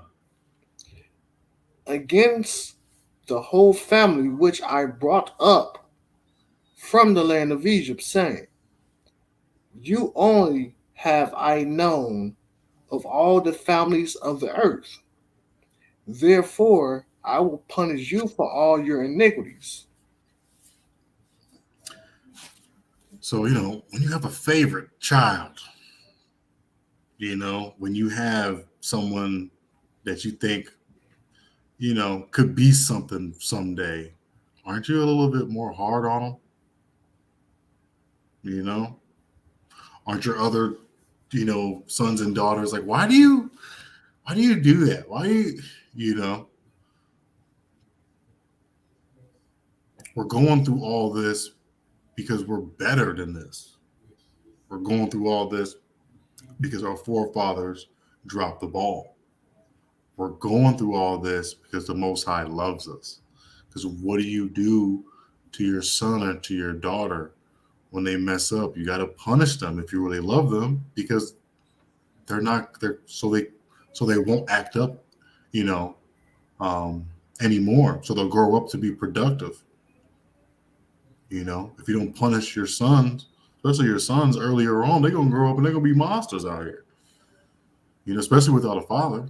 But we do have a father. We have a heavenly father, and he's punishing us. And he's only doing it to us. Now the curses are flipping. What happened to us with crack cocaine is happening to, the Caucasians with fentanyl. And heroin too as well. I know we would dabble with that stuff too, but what is that called? Meth and all that type of thing. So curses are going back onto them. They're getting taken to court for child support, and they're getting, their wives to destroy their homes, just like they had our wives destroy our homes as well through feminism and whatnot. That's always a big discussion now on Black YouTube. Let me get Second Esdras. If you don't got it, I can pull it. Yeah. You want me to pull it? Hold on, let me see. Because I keep. Listen, the next time I give an apocrypha away to one of y'all, I'm telling you, man, y'all brothers got to stay around, man. I feel like when I get an apocrypha, I give it to somebody. Not only do I never see it again, but the brother's gone out of my life. It's like I don't want to do it no more, for the sake of the book and for the sake of you. I want you to stick around. I feel like if I give my apocrypha away, like, you're going to be gone, and we don't want that at all, man. We want you to stick around. We want you to stick around so I can watch you grow and you can watch me grow, and we can watch our families grow. We could, just continue to be glorious, man, in this wicked world, man. That's what it's all about, man. Being able to see us right now as babies in this truth to, maybe Lord willing, 15 years later, as stout men under the word of the Most High, man, raising our kids up, teaching the communities, when the money's not funny anymore, I want to definitely have, drives, especially to that one spot. Remember that homeless spot we used to teach at? Mm-hmm. with the brick wall. I know Chief Priest Charles like, why y'all? You got that brick wall in the back, but I definitely want to do a food drive over there, and definitely try to give back in that way too as well. So there's a lot of things we could do, man. That's not hold on. Oh, thank you. I don't really think of myself as a teacher, but at the same time, I've been in school all my life. So what the heck, right? But it's always a pleasure, man. It's always a pleasure coming on. Being on here is prolonging my life. And, it's good for me, man. It's therapy. It's an important duty, to usher in, the beginning of the Shabbat, man. It's awesome to do. And I'm blessed to be a part of this thing. And I'm blessed that AOC gave me the chance to be able to do these types of things, especially with my brother Ariyah, too, right here with me. He's been with me for the longest. He knows what I got going on, what was, what could be. And I know it's the same thing for him, man. And we pulling together. So, and we're going to keep on growing in this thing, just like we talked about a while ago now. Man, 4 years passed a lot. Like, I think, what was it, 4 years since I met you, maybe? Mm-hmm. It's been crazy, man. Time flies. But anyway, 2nd Ezra 6:56. I'll read it. I got it. Oh, you got it? Okay. Come on, go ahead. Can I actually start from verse 54? Come on. This is the book of 2nd Ezra, chapter 6, verse 54 through 56. And after these, Adam also, whom thou madest the Lord of all thy creatures, of him we all, and the people also whom thou hast chosen. Verse 55. All this have I spoken before thee, O Lord, because thou madest the world for our sakes. Our sakes. Verse 56. As for the other people. As for the who?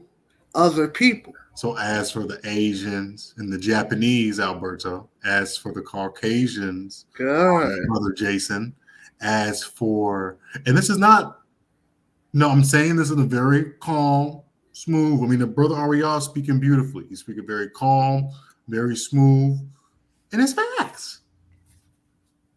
So what's wrong with first place? Read, brother. As for the other people, which also come of Adam, thou hast said that they are nothing. Nothing. But be like unto spittle. Like a little spit. Spit. Like that. Read. And hath likened unto the abundance of them unto a drop that falleth from a vessel. That's right. Like a bucket. You're like a spit in the bucket. That's what the scriptures is saying, bro. That's probably the reason why they took that Bible out. And their misdeeds that happened during the time of the Maccabees, when they have us, eat pork and force feed us to do everything against the Most High. But then you want to save their children. I don't understand. And their children act the same way. They're pretending to have slave auctions. And that same spirit is still alive in here today. It's not with everybody, but if you pull all of those instances, it's there. Let me go. Hold on 1 second, y'all. 1 second. I'm going to get that video ready.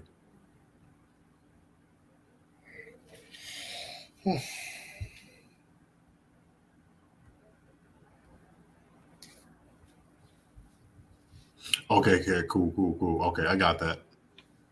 All right, thanks, Juana. I'm gonna pause that, and then I'll share that in a minute. Actually, no, I'll do it right now. I'm gonna do it right now. Hold on, give me a second. I gotta get back. I got so many tabs going on, y'all. Let me present. Yeah, man. Y'all ain't nothing, man. Y'all just the other people. Y'all are the other people, man. So he's not really dealing with y'all, man. He's dealing with us. And he's punishing us. Do you want to be us? No, you want to just have our skin so y'all can get tan on the beach. But y'all don't want to deal with the rundown communities, the oppression by police that may look like us if you flip roles. Y'all don't want to get dragged out your car, and humiliated in front of your children. Y'all don't want to get your door blown in by SWAT and have your daughter get shot in the head and having the police that did it smile in court getting off scot-free. Y'all don't want that. Y'all don't want that. Yeah, we chastise, but we ain't dead. We don't die. We multiply. Hello. Try to kill us off, man. That ain't gonna happen.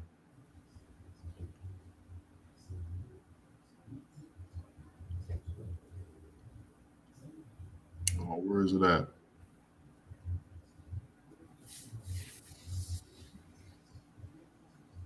Okay, that's it.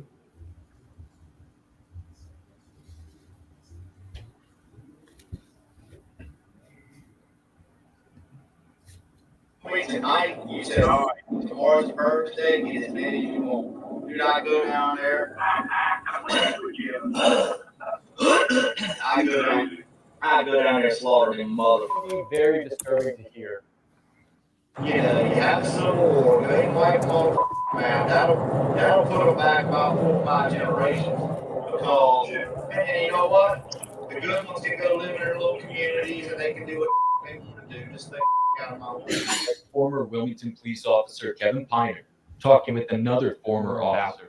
You just used the term, and then you followed that up with having to take it to a Negro magistrate. And so what's going on with that? Is that just how you vet? So yeah, I shot my mouth off. Shouldn't have done that. That's not who I am. I'm not the racist. Did what you hear on the video surprise you? No. The supervisor explains how She said, hey, she said, nah, that didn't surprise me.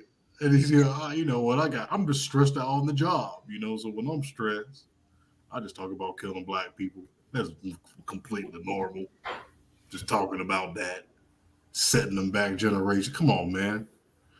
But this is it, Brother Jason. This is who you want.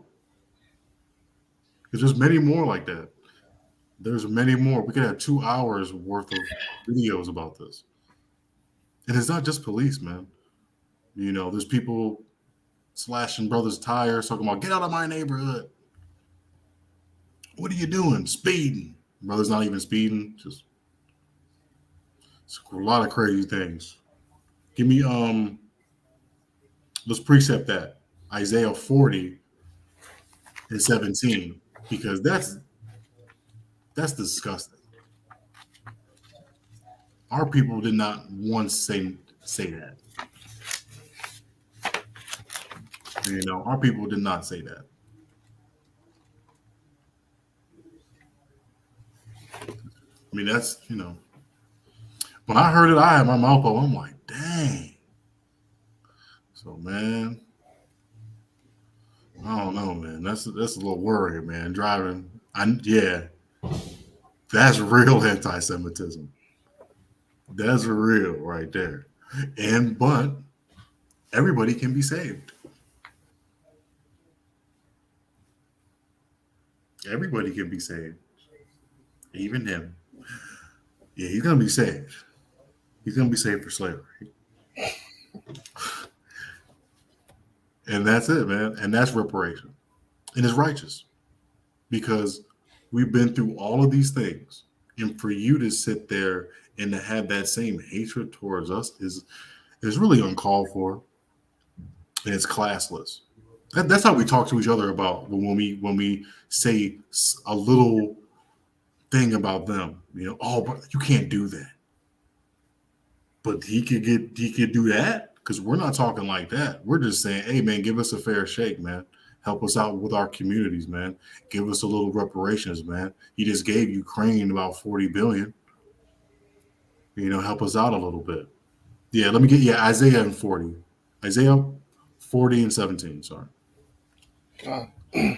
This is the book of Isaiah, chapter 40, verse 17. All nations before him are as nothing, and they are counted to him less than nothing and vanity. Vanity. Same thing as nothing. Nothing, nothing, nothing, nothing, nothing, man. It don't mean nothing to him, man. Let's talk about this like a woman, right? You got a girl, man, that's like you invested a lot in, all right? You invest a lot in her. She don't act right though, but she's beautiful though, right? She's got the best body and all that type of things, you know. She does everything right, but she's very, very, very difficult though. And you've made strides, but then sometimes you take steps back in the relationship. But then there's another girl that comes along that don't really look as great, but she'll do whatever you say and all this type of stuff, and she won't be an issue like the other girl's an issue. But that's how this is, man. Like the Most High is like, yeah, y'all could probably listen to me and do what and do that. But I got history with these people, man. The Most High's too far gone in now. He wanted to destroy us, but Moses convinced him not to. So now he's stuck with us, which is good. Which is good to be stuck with the Most High and his curses, because there's a way out of it, right? Because now we have the Most High in Christ, Hamashiach Yahushua. Not that Caesar Borgia, he's a so-called black man, right? Whose skin is like bronze burned in the furnace. Let me get one more. I know. Oh man, I only got 9 minutes, y'all. I can't really break down John 3:16. But I can get a couple of things. Let me get. Let's take it from the top though. New Testament, y'all. New Testament. I never heard this in the Christian church, and this is the verse that my brother had told me about. Luke 1:68.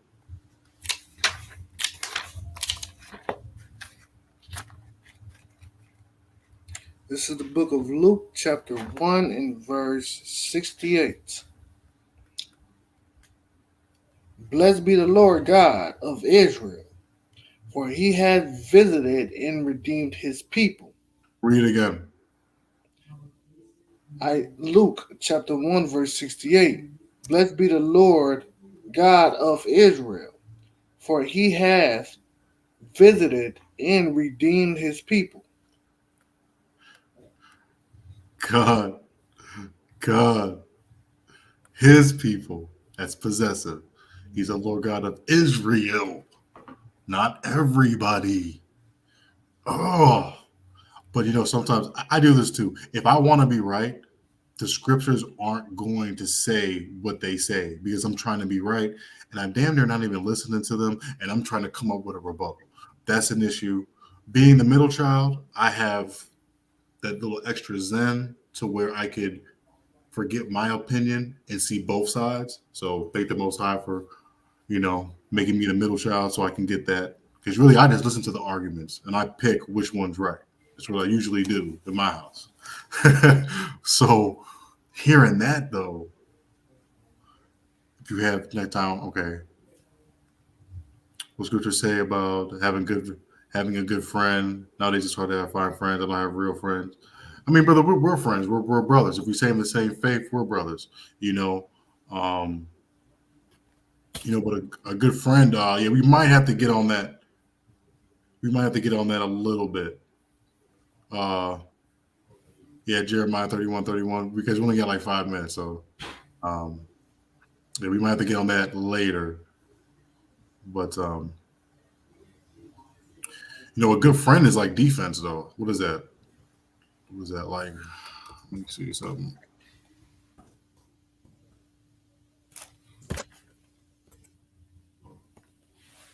Let me see.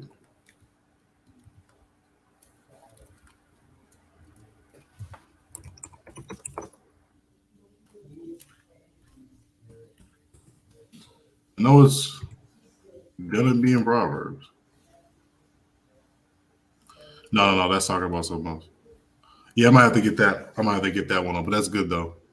That's good. But we're brothers and we're friends just off the fact that we share the same belief. That's the biggest part, just off the top. We're brothers and we're friends just off the same belief, just because we are the same nation of people.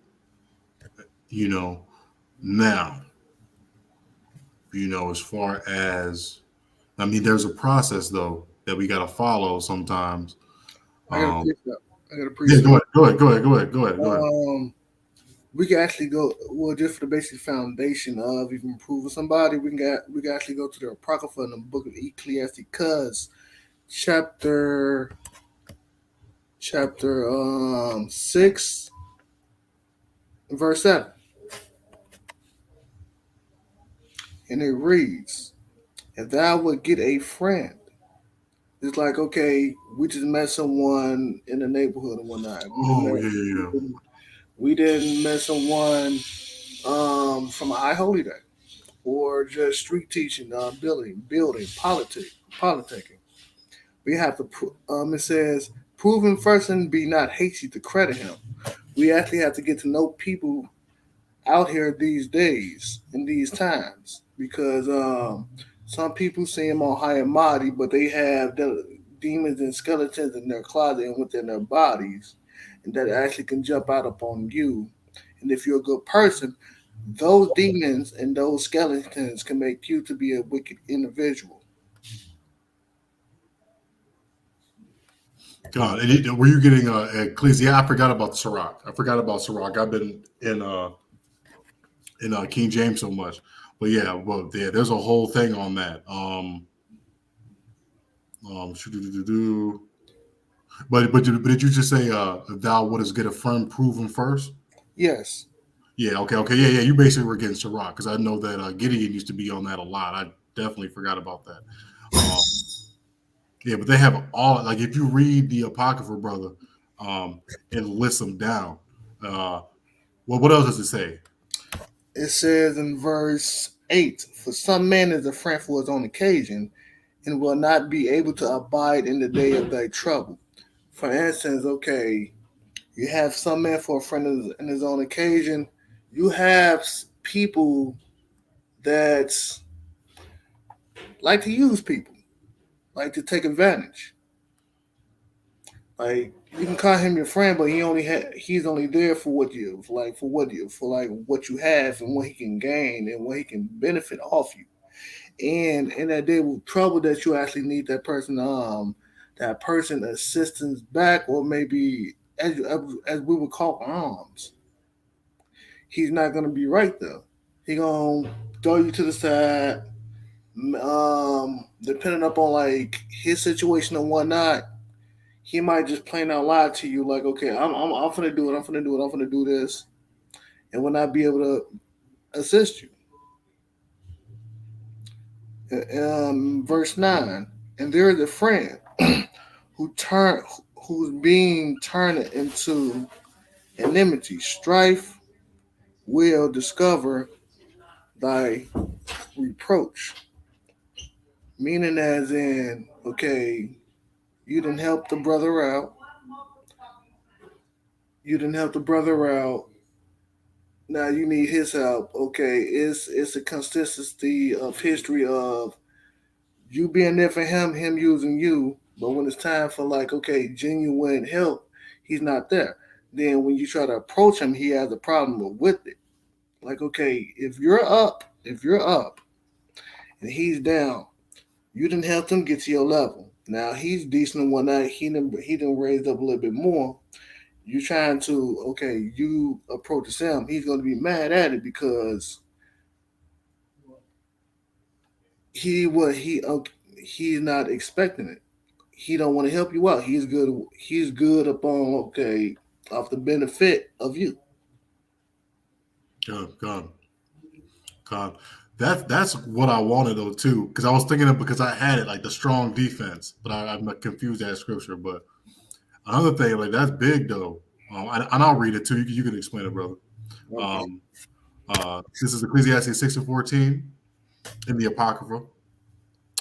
It's online too. You can read that if you don't got it, Alberto, and everybody else. But a faithful friend is a strong defense, and he that hath found such a one,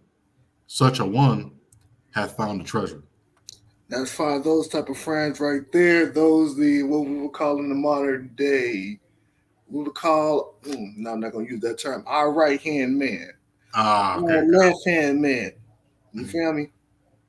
Those are the type of people that comes to a strong defense. Okay, when your brother falling short, that brother finna grab your hand like, nah, we're finna go this way. We finna go the righteous way right here. Now that is the foundation of a treasure right there. Right. I mean, sometimes you got yes men too. A lot of yes men, and it's hard. Now it's easy for me. Just because I don't know, I don't like to do what everybody do. So if you want to go to the club, I used to always go, "Nah, I'm cool off of that. I don't want to be around that many people." But for other people, man, you had that friend that egg you on, man, and that gets you in dangerous situations too. Sometimes you got to be told like the truth, though. The scriptures say, "Lie not to one another." So sometimes, if you in the wrong in your relationship too, if somebody's in the crib and you overly being, if you see your friend, like treating this girl a certain way, pull them aside and be like, "Yo, first of all, have old girl go in the room because we out here. I don't feel like looking at all that. Second of all, stop talking to her like that, man. You got a good shorty." You know what I'm saying? And like, you got to do that. You can't just let things ride that you see your friends doing that's so-called call off, like going off is what we like to say, right? Mm-hmm. So, I mean, and a true friend, he's going to answer when you most need it. He's going to come to your aid and everything like that. He's going to give you a little bit of alms, a little bit of money, to take care of yourself if you need it, things like that, man. And that's really, and this is the stuff. This scriptures like this, the character issues that we have in our community, all of these things with the men, because sometimes women are catty towards one another too, and they'll betray each other as well. So, I mean, these types of scriptures I love talking about and bringing out too, just because, that's something that we have to fix. We must fix. Because we have to be born again. And that doesn't mean getting dipped into water. That means getting washed with the water, this living water, which is like Ecclesiasticus 6:14. It's all in our mind. All in our mind, our way of thinking. I'm not going to do wrong to my brother if I got the scriptures in my head. And I'm trying to make that change and repent from being bogus. And there's a lot of different things, man. I mean, I don't want to half do it or half step with John 3:16. I just really wanted to bring out that Luke 1:68 first, because that they don't bring that out though. They don't bring that out because that cuts a lot of different things. That covers a lot of different things. So let's go to Matthew 1:21, because that wasn't a part of the program. So we can go to Matthew 1:21, and then and Alberto, man, thank you for all your questions, bro. You damn near was the moderator of the class, just because you brought out a lot of different things that were beautiful, man. It wasn't really off too. It was on topic, so I commend you for that. There's a lot of brothers, man, they like to come on and just talk about something crazy. They got nothing to do with anything. So, and I know that when we start to go live on Facebook too, it's going to be crazy too. So you might have to ignore some people that are off topic. But I commend you, brother, and the Most High bless you, man, and keep you forever and ever. Amen. And that's facts. Matthew 1:21. I'm gonna put this thing up. I got it. I got you. Yeah, Carl, you read. Matthew, This is the book of Matthew, chapter 1, verse 21. and she shall bring forth a son, and thou shalt call his name Jesus, for he shall save his people from their sins. Right. So you had, it's very possessive.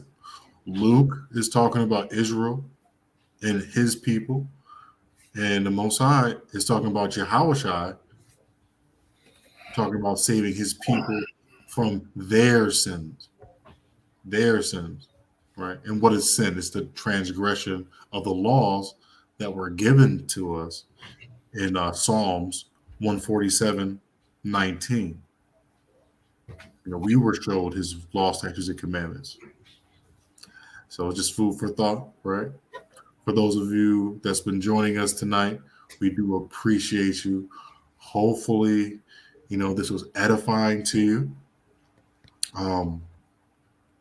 I know that we went over a lot of things that are basic things. I think I did a pretty good job of that tonight. Things that you might hear or say on the street. And I mean no ill will towards Brother Jason. Like I said, I think he's capping. Just because, just to protect his income and everything like that. And that's what's up. But, these are things that we need to understand, that there's nothing wrong with being first. And there's nothing wrong with identifying yourselves as the people of this book. The only thing that's wrong with it is when you find out that you are the people, is the condition that we're in and how hard it is to kind of really apply these things, in this walk and in the outside world, but baby steps. Let's take things one thing at a time, let's try to apply these things. If you see a brother on the street, smile at him, shake his hand, say what's up, have a little conversation. Let's try to be more personable with each other, and we can take it like that. So let's fight every day this week coming up to get back here, Lord willing. So with that, Ambassador Barack, and you are, brother, I forgot to introduce ourselves. I am Ambassador Arya. All right, and then we'll be back, man, next Friday Shabbat with another one. I might break down 316. Depends on what the officer Yabatasa has to say about that. But we definitely got you, and we will see y'all later, man. Have a beautiful Friday Shabbat evening, and Most High bless.